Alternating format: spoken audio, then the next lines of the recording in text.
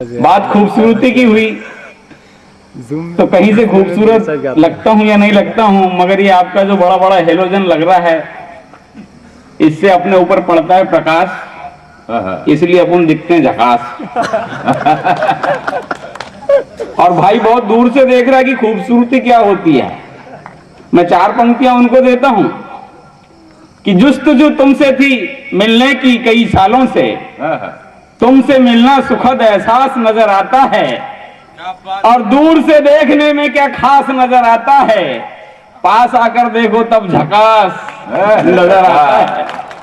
दूर से तो तुम दिखते भी नहीं, माइक ही दिख रहा होगा। इसलिए मैं कहता हूं कि भाई को पास में आके बैठे, बाउंड्री वॉल के पीछे भी कुछ लोग खड़े हैं, अगर कार्यक्रम का आनंद लेना है और हम तो झकास को वो तो सुविधा से देखना है, सुविधा में खड़े हैं, वो जम गया तो ठीक, नहीं तो निकल लेंगे। हाँ। पक्ष और विपक्ष की तरह आज यहाँ सदन में बैठे हैं लोग, महिलाएं इस तरफ हैं, पुरुष इस तरफ हैं। सोनिया गांधी का पक्ष कुछ कमजोर लग रहा है और एमपी से छत्तीसगढ़ बना। मैं एक उपमा देता हूं आपको कि एमपी और छत्तीसगढ़ की तरह टुकड़ों में बटे श्रोताओं, 10-20 पैसे के सिक्कों की तरह कवि सम्मेलन के बहाने घर से रिजेक्ट किए हुए पाउचों को मैं प्रणाम करता हूं। अरे पाउच साहब बहुत गजब ढाते हैं। मैं अभी दिल्ली का एक कार्यक्रम निपटा के आया कुछ दिन पहले, संसद भवन के बाजू में ही कार्यक्रम था। अब संसद भवन के बाजू में एक शिविर लगा हुआ था, बहुत सी माताएं अपने बच्चों को लेके जा रही थी। मैंने एक बच्चे को रोककर पूछा, मैंने बोला बेटा आप कहाँ जा रहे हैं? तो बोले अंकल आपको नहीं मालूम। मैंने कहा नहीं मालूम बेटे। तो बोले संसद भवन के भीतर बड़े बुजुर्गों की भीड़ नजर आ रही, वहां क्या हो रहा है? तो बोले अंकल वहां भी पल्स पोलियो अभियान चल रहा है, यहाँ बच्चों को 2 बूंद मिल रही है, वहां बुजुर्गों को कटोरा कटोरा भर मिल रहा है। निपटाने के चक्कर में रहते साथ। वो हमारे पेशे से शिक्षक हैं, टीचर, हमारे मित्र, कवि मित्र, उनकी क्लास में मैं गया और मैंने बोला यार भाई, उनको जैसे देखा मैंने तो उनको उठपटांगी सवाल पूछ रहे थे, बच्चों से पूछ रहे थे बताओ बेटा चीन की जनसंख्या इतनी ज्यादा क्यों है? तो एक लड़का उठा और बोला सर आप ही बता दीजिए, आपको इसका अनुभव ज्यादा है। अब वो शिक्षक बोले बेटा हम एक बार में जितनी सांस लेते हैं चीन में 3 बच्चे पैदा हो जाते हैं। एक लड़का उठा और जोर जोर से सांस लेने लगा। टीचर बोली ये क्या कर रहे हो? लड़का बोले सर चीन में बच्चे पैदा कर रहा हूं। सब निपटाने के चक्कर में रहते हैं। आज पंकज जी के आप उनके पहली बार सावनेर में आए, पंकज जी के हम लोग गए। अब बहुत ढूंढते ढांढते घर पता नहीं चला साहब अपने को, बहुत ढूंढते हुए निकले तो बाउंड्री वॉल पर, घर के सामने पहुंचे, बाउंड्री वॉल पर लिखा था कवियों का अंदर आना सख्त मना है। हमने दूर से ही कुंडी खटखटाई, पीछे से आवाज आई कौन है? हमने कहा पंकज जी हैं। बोले नहीं है। हमने कहा कहाँ गए? बोले नहीं मालूम। हमने कहा कुछ बता के गए? बोले नहीं मालूम। हमने कहा कब तक आ जाएंगे? बोले नहीं मालूम। बोले आप कौन? हमने कहा हमको नहीं मालूम। बहुत सी बातें होती साहब। काका जी बैठे हुए हैं, काका जी की पान दुकान, मेरे को पूरा एड्रेस दिया गया साहब की काका जी की पान दुकान में जाना। इशारा जी ने बोले, हमारे सखा साहब ने बोले कि बोले नहीं हमको काका जी की दुकान पे आप खड़ा रहो पहुंच जाओगे। और काका जी की दुकान पे खड़े रहो मतलब पहुंच ही जाओगे। अब इधर या उधर ये समझ में नहीं आता। बहुत सी बातें होती है, हम लोग डेली कार्यक्रम में चलते रहते हैं। एक दिन भुसावल का कार्यक्रम था, नागपुर से जैसे मैं बैठा, सामने कोई स्टेशन आया, उसमें गाड़ी रुकी तो एक महिला आकर के हमारे सामने वाले बर्थ पे बैठी। अब मैंने उसे देखा, उसने मुझे देखा, फिर मैंने उसे देखा, उसने मुझे देखा, फिर मैंने उसे देखा, उसने मुझे देखा। अब इतने में साहब बोले, एक श्रोता उठा और बोले आगे क्या हुआ? मैंने कहा आगे तू ही तो हुआ। फिर मैंने उसे देखा, उसने मुझे देखा, दोनों की आंखें 4 हुई, एक बार नहीं 100 बार हुई। फिर उसने हमें देखा, मैंने उसे देखा, वो थोड़ी सी हंसी। मैंने कहा झकाक हंसी तो फंसी, चलो एक शेर उसकी तरफ बढ़ाया जाए, उसको भी आजमाया जाए। मैंने एक शेर लिख के उसकी तरफ बढ़ाया कि यूं शर्माने से फायदा क्या है, थोड़ा इतराने से फायदा क्या है, अब तो हमसार हुए हम, हौले हौले मुस्कुराने से फायदा क्या है। तब उधर से तुरंत जवाबी शेर आया, जूते खाने से फायदा क्या है, टांग तोड़वाने से फायदा क्या है, और 4 बच्चों की माँ हूं मैं, मुझको पटाने से फायदा क्या है। बढ़िया है भाई साहब, एक कुंभ का मेला आपने देखे होंगे, कुंभ के मेले में कवि सम्मेलन था, हमारा भी उसमें नाम था, हम भी प्रस्तावित थे, हम भी गए। हमने देखे एक 150 कुंटल की महिला सामने सामने चल रही, उसके बीच में एक कुत्ता, पीछे वो आंटी सामने सामने, बीच में कुत्ता, और अंकल पीछे सांकल लेकर हुए चल रहे हैं। हम उसके पास गए, अंकल जी के पास, हमने कहा अंकल नमस्ते, बोले नमस्ते। हमने कहा एक कुत्ता, तो बोले घुमाने के लिए, और हमने बोला आंटी, बोले रास्ता बनाने के लिए। छोटी छोटी बातों से हंस पैदा करूंगा। ग्लोबलाइजेशन के दौर में डिब्बा भले ही आपको पुराना लग रहा हो, पर माल अपन इसमें टनाटन रखते हैं, रोज यहीं पे सब रखते हैं, लोहार हैं, पत्थर का जिगर रखते हैं। अब ये शेर हमारी एक दिन पड़ोसन ने सुन लिया, ये शेर हमारी एक दिन पड़ोसन ने सुना, वो दौड़े दौड़े आई, बोले झकास जी मुझे आपका जिगर चाहिए। मैंने कहा मेरे जिगर का क्या करोगी? बोले मैं उस पर करवा चौथ का नारियल फोड़ूंगी। तो मैंने बोला आपके यहाँ जिगर नहीं है क्या? बोले है, मगर जब भी नारियल फोड़ने देखती हूँ कम वक्त रबर जैसे पिचक जाता है। अब 3:30 बजे रात को मल्लिका शेरावत सपने में आ गई, बोले मैं भी नारियल फोड़ूंगी। मैंने कहा अपना जिगर कुंवारियों के लिए अलाउड नहीं है। बोले मैं आपसे बहुत मोहब्बत करती हूँ, दिल खोल के दिखाऊं क्या? मैंने कहा खोलने के लिए और कुछ बचा क्या?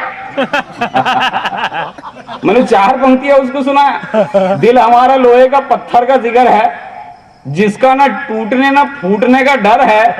अरे तू भी शर्मो है कि सारे बंधन तोड़ डाल, और मेरे पत्थर जैसे जिगर पे अपने करवा चौथ का नारियल। कविताएं तो यही लिखते हैं, अपन तो सिर्फ मंच पे दिखते हैं। साहब बहुत सारी बात होती है, आजकल अंग्रेजी का अर्थ का अनर्थ करते लोग, अंग्रेजी आती नहीं फिर भी बोलते। अब वो मैं एक पान दुकान में खड़ा था, उतने में एक व्यक्ति आया और अपने मित्र से कहता है यार वो श्यामलाल की डेथ हो गई, मौत कल होगी। जब अंग्रेजी आ, श्यामलाल की डेथ हो गई, मौत कल होगी। और हमारे बाजू में फोटो स्टूडियो वाला, कंसेशन नहीं बोल सकते तरीके से लोग, वो बाजू में फोटो स्टूडियो वाला, उसके पास में गया, मेरा मित्र था, बोले आप 10 मिनट आप बैठो, मैं आउटडोर शूटिंग पे जा रहा हूँ, एक महिला आएगी उसको 3 फोटो देना है और 60 रुपए लेना। अब बहुत देर बाद एक महिला आई साहब, अब वो आई और बोले साहब ये स्टूडियो वाला कहाँ गया? मतलब आउटडोर शूटिंग पे गया। तो बोले हमने बहुत दिनों पहले यहाँ फोटो खिंचवाया था, वो फोटो लेना था, मैंने उसको फोटो दिखाया, मैंने बोला ये आप ही की? बोले हाँ जी हमारी है। मैंने 60 रुपए दीजिए, अपनी 3 फोटो लीजिए। तो बोले साहब हम कितने सालों से यहाँ पे फोटो खिंचवा रहे हैं, आप थोड़ा कनेक्शन करो ना। अपन घबराए, हमने कहा मैडम वो बाहर आउटडोर शूटिंग पे गया है, वही आके आपका कनेक्शन करेगा, अपना तो पहले से ही ऑलरेडी कनेक्शन है। अंग्रेजी का अर्थ का अनर्थ कर देते साहब। अब वो एरिगेशन का बाबू डिसाइड नहीं कर पा रहा था मजदूर से कि गड्ढा कहाँ खुदवाना, कभी इधर खोद दो, कभी उधर खोद दो, कभी बीच में खोद दो। मजदूर का दिमाग खराब, बोले साहब पहले आप सुसाइड तो कीजिए, उसके बाद आप जहां बोलोगे वहां खोद दूंगा। बढ़िया। और दादा वो गड्ढे से मुझे याद आया, वो 60 फीट के गड्ढे में प्रिंस गिरा बोरवेल में, और पूरे हिंदुस्तान और हिंदुस्तान के बाहर की जनता उसकी सलामती की दुआ कर रही थी। पूरे एसएमएस पे एसएमएस आ रहे थे, चैनल वालों की चांदी। अब वो राज्य का कुरुक्षेत्र में गिरा, उस क्षेत्र का वो राज्य मुख्यमंत्री हुड्डा, जिसके यहाँ 60 फीट का गड्ढा और गड्ढे में प्रिंस। अब बतौर 5 लाख रुपया सहायता राशि उसके परिवार को दिया गया हुड्डा सरकार ने। ये देखकर हमारे पड़ोस की महिला अपने 2 दिन के बच्चे को जबरदस्ती गड्ढे में ठूसने की कोशिश कर रही थी। अब वो लड़का जगह जगह छील गया, खून रिसने लगा, चीख रहा था, चिल्ला रहा था। अपन को देखा नहीं गया, अपन उस महिला के पास गए, हमने कहा मैडम ये 2 दिन के बच्चे को, ताजा बच्चे को गड्ढे में क्यों ठूस रही हैं आप? तो बोले भाई साहब मैं तो इसको ये सिखा रही हूँ कि रुपया कैसे कमाया जाता है। क्या बात, क्या बात। अगर व्यंग अच्छा लगा होगा ताली बजाइए। दादा के साथ में हमने बहुत सारे अभी होली के कवि सम्मेलन निपटाए इनके सानिध्य में। दादा के देवलपुर राजा का कार्यक्रम था, उधर से लौट रहे थे, वहीं आना था हमको। 3:30 बजे रात को दादा गड्ढे में गिर गया। अब इतनी रात को हमने कहा किसको गुहार लगाया कि कहाँ से फोन करे क्या करे। हमने कहा चलो भाभी जी को फोन लगाया जाए। हमने भाभी जी को फोन लगाया, मतलब भाभी जी में झकाक बोले, बोलो झकाक जी क्या बात है। मतलब दादा गड्ढे में गिर गए, क्या करना है बताओ। बोले करना वरना कुछ नहीं, ऊपर से मिट्टी डाल दो। जब भी जाते कभी सम्मेलन में ऐसे ही गड्ढे में गिरते। अब इनकी किस्मत में ही गड्ढा है तो मैं क्या करूं। अब बहुत सारी बातें होती साहब। आजकल क्या होता है, मोबाइल का जमाना भी है। मोबाइल सबके जेब में रहता है, साइकिल वाले के जेब में, रिक्शे वाले के जेब में, वो नाई के जेब में मोबाइल। अब वो ग्राहक का दाढ़ी बना रहा है, शेविंग कर रहा है, उधर से उस्तरा गले के नीचे, इतने में जेब की मोबाइल की घंटी गनगनाई।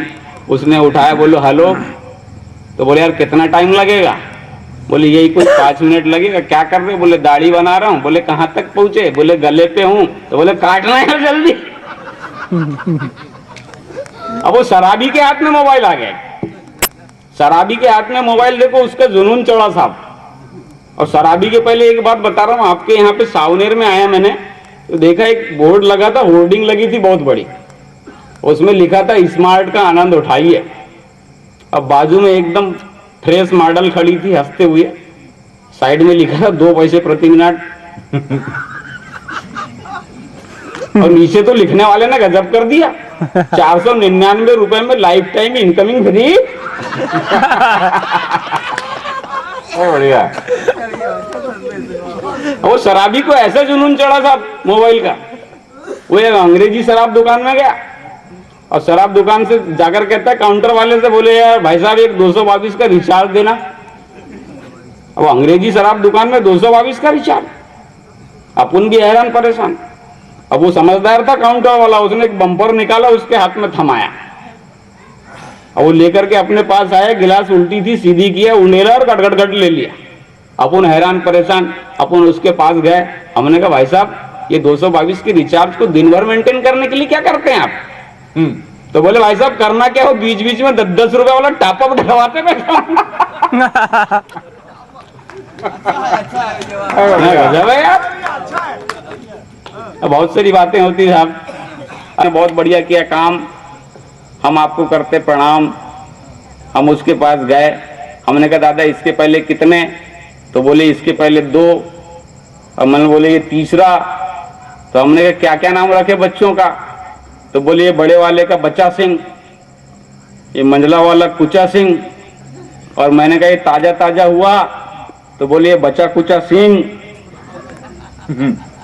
अब हमारा मित्र हमसे बहुत दिन बाद मिला, सावनेर में ही है सफर जौनपुरी जी, आप जानते हैं उसको, रंगलाल। वो उससे हम मिलने गए, बहुत दिन बाद मिला। उसे देखकर अपना चेहरा खिला, मगर उसकी पत्नी और बच्चों की लंबी लाइन देखकर अपना दिमाग हिला। हमने कहा यार ये महंगाई के जमाने में तूने बच्चे की फौज खड़ी कर दी। तो बोले झकाक क्या बताऊं यार, भगवान मेरी परीक्षा ले रहा है। तो मैंने बोला नालायक तू बार बार एग्जाम क्यों दे रहा है। अभी आपको कविता से जोड़ता हूं, एक कविता आपके सामने रखता हूं। और कविता के पहले बहुत सारी बातें याद आती है। इंदौर का एक कार्यक्रम था, वहां पे मैंने देखा एक होर्डिंग लगी हुई थी, छूने से एड्स नहीं प्यार फैलता है। सत्यनारायण सत्तन जी का एक कार्यक्रम था, उसमें अपन गए थे और आदेश दादा से ही लिया था मैंने। तो उसमें देखा मैंने एक होर्डिंग, होर्डिंगों का शहर है इंदौर, बहुत बड़ी बड़ी होर्डिंग है वहां पे लगी रहती है। एक होर्डिंग लगी हुई थी, देखा उसमें छूने से एड्स नहीं प्यार फैलता है। हमने कहा चलो झकाक प्रैक्टिकल करते हैं। अपन ने एक राह चलती महिला को छुआ, उसने पीछे से दिया घुमा के बोले बदतमीज क्या करता है। मैंने कहा प्यार फैला रहा हूं। तो उसने अपनी पूरी बत्ती सी निकाल के मेरे हाथ में दे दी, बोले प्यार ही फैलाना है तो अपनी हम उम्र लड़की को देखना, दादी को क्यों परेशान करता है। एड्स नहीं प्यार फैलता है, ये सुनकर हम भी जान पर खेल गए और प्यार के 2-4 डायलॉग एक राह चलती खूबसूरत लड़की को पेल गए। अब ये सुनकर उसके 4 पहलवान भाई अपने पे पिल गए, हाँ, मारते मारते हमारी शाम खोटी कर दी। ये सुंदर चेचिस काया फुलाकर डबल रोटी कर दी। अब क्या मालूम ये वाक्य लिखने वाले को कि ये वाक्य किसी लड़की से बोलकर आदमी क्या क्या नहीं झेलता है। अरे छूने से प्यार नहीं, कभी कभी आदमी भी फैलता है। कभी कभी जमाना साहब, अभी देखो आप 22 चैनल, 52 चैनल चल रहे हैं। अभी हम सखा साहब के यहाँ गए तो वहीं स्टार प्लस से ही चल रहा था। अब उन्होंने बताया कि बोले ये टीवी चैनल एकता कपूर सोने नहीं देती है और बीबी हमको रोने नहीं देती। बड़ी परेशानी। अब अपना भी क्या, अपने घर में भी टीवी छोटी सी ब्लैक एंड व्हाइट, अपन देख रहे थे घर में टीवी। अब टीवी में क्या है, अपना फेवरेट हीरोइन है करिश्मा कपूर, अभी उसकी सेटिंग नहीं हुई है, फिर से पिक्चरों में आ रही है। एक दिन मैं घर पर देख रहा था टीवी, बीवी बिगड़कर बोली बंद करो टीवी, इस टीवी ने किया जीना हराम। हे राम, जब देखो तब टीवी के पास बैठे रहते हो, करिश्मा को घूरते हो, मुझसे ऐठे रहते हो। इस टीवी ने किया जीना हराम। हे राम, जब देखो तब टीवी के पास बैठे रहते हो, करिश्मा को घूरते हो, मुझसे ऐठे रहते हो। और लड़की भी स्कूल से जब घर आती है तो पहले गदर का कैसेट बजाती है और दरवाजे पर खड़ी खड़ी घर आजा परदेसी, घर आजा परदेसी गाती है। क्या बात है भैया, क्या बात है, वाह। यानी आपको अच्छा लगा। अब बहुत दिनों से देख रहे हैं सिनेमा टाकीज का रिक्शा रोज घर के सामने आकर रुकता है और दुल्हनिया हम ले जाएंगे कहकर जोर जोर से पोंगा फूकता है। मैंने कहा री भाग्यवान, क्यों करती हो हमें परेशान, हमारे सारे ऐप दूसरों को बताती हो, अपना सब कुछ छुपा जाती हो, और जब से मैंने प्यार क्यों किया देखकर आई हो, बिस्तर पर ही कसमसाती हो और भरी नींद में सलमान खान चिल्लाती हो। अब एक दिन रेडियो प्रसारण का अधिकारी मेरे घर आया, बोले कैसे हो झकाक। मैंने कहा ठीक हूं ना सर। तो बोले तीनों बच्चे आप ही के हैं क्या। मैंने कहा इसमें कोई शक है क्या। बोले नहीं यार, बड़े खूबसूरत लग रहे हैं इसलिए पूछ लिया। बड़े खूबसूरत लग रहे हैं इसलिए पूछ लिया, क्या नाम रखा बच्चों का। मैंने कहा साहब ये बड़ा लड़का ऑल इंडिया रेडियो, ये मंझला एफएम,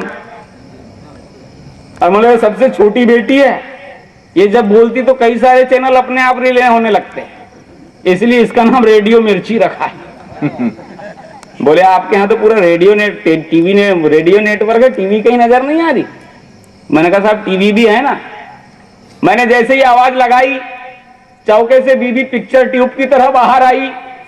मैंने कहा सिर लीजिए, ये मेरी TV black and white BPL, ये लैला अली और अपन ग्रेग चैपल। हास्य की महफिल। चित्र राही ने उतारा है, ये कैसा चित्र राही ने उतारा है, और समंदर को सुराही में उतारा है। ये कैसा चित्र राही ने उतारा है, समंदर को सुराही में उतारा है, और आफताब हो गए रेत पर पड़े निशान। मजदूरों ने रोशनी को स्याही में उतारा है, मजदूरों ने रोशनी को स्याही में उतारा है। एक कविता रखता हूं, कविता का शीर्षक है बेरोजगार की व्यथा। एक नौजवान हाथ में लिए कुछ अनावश्यक सामान 10 किलोमीटर प्रति घंटे की रफ्तार से आती हुई बस से टकराया। एक नौजवान हाथ में लिए कुछ अनावश्यक सामान 10 किलोमीटर प्रति घंटे की रफ्तार से आती हुई बस से टकराया। हाथ में मामूली चोट आई और 80 मीटर प्रति सेकंड की रफ्तार से चिल्लाया, अरे मार डाला रे। तो ड्राइवर हैरान, विचलित, परेशान लड़के के पास आया और बोला भाई क्या कमर में हाईजैक है या घुटने की हड्डी क्रैक है। ड्राइवर बोला भाई क्या कमर में हाईजैक है या घुटने की हड्डी क्रैक है। तो ड्राइवर की बात सुन लड़का फिर जोर से चिल्लाया, अरे मार डाला रे। तो ड्राइवर बोला भाई ऐसे मत चिल्लाओ। लड़का बोला पहले 100 का नोट लाओ। व्यंग्य देखिए साहब, अगर जहां आपको अच्छा लगे तो तालियां देना। कि ड्राइवर बोला भाई ऐसे मत चिल्लाओ। लड़का बोला पहले 100 का नोट लाओ, मामूली चोट का मैं 100 लेता हूं, 25 खुद रखता हूं, 75 पुलिस वाले को देता हूं। व्यंग अगर अच्छा लगे तो दाद देना। फेवरेट हीरो, हमारे मंच का फेवरेट पात्र जा रहा है, उसके नाम से भी एक बार तालियां हो जाएगी कि मामू, अच्छा आप कुत्तों पे भी तालियां हो जाए, चलो, कि मामूली चोट का मैं 100 लेता हूँ, 25 खुद रखता हूँ, 75 पुलिस वाले को देता हूँ। तो ड्राइवर बोला यार मेरे बस की थी इतनी धीमी रफ्तार और तू मेरी बस से आकर टकराया, क्या तू अंधा है? लड़का बोला नहीं भाई साहब, ये तो मेरे रोज का धंधा है। तालियां चाहूंगा। लड़का बोला नहीं भाई साहब, ये तो मेरे रोज का धंधा है, मेरा पूरा परिवार यही धंधा करता है, दिन में कई बार टूटकर बिखरता है, घुट घुट कर मरता है, तभी तो पेट भरता है। मेरा पूरा परिवार यही धंधा करता है, दिन में कई बार टूटकर बिखरता है, घुट घुट कर मरता है, तभी तो पेट भरता है। ड्राइवर साहब हम 2 भाई और एक बहन हैं, हम 2 भाई और एक बहन हैं। बहन बड़ी है जो सामने वाले चौराहे पर खड़ी है, बहन बड़ी है जो सामने वाले चौराहे पर खड़ी है। भाई मुझसे छोटा है, उसे 2 व्हीलर का स्टाफ सौंपा है। भाई मुझसे छोटा है, उसे 2 व्हीलर का स्टाफ सौंपा है। दूसरे दिन यही नौजवान खतरे से अनजान पीछे से आती कार से टकराया, टांग टूटी, फिर भी मुस्कुराता देख कार वाला चकराया। कार वाला उतरकर लड़के के पास आया तो लड़का मुस्कुराते हुए बोला सर प्लीज मुझे हॉस्पिटल मत पहुंचाइए, अरे टांग टूटने से मेरी किस्मत खुल सकती है और पिछले 10 साल से बेरोजगार हूं, नौकरी नहीं तो कम से कम भीख तो मिल सकती है, नौकरी नहीं कम से कम भीख तो मिल सकती है।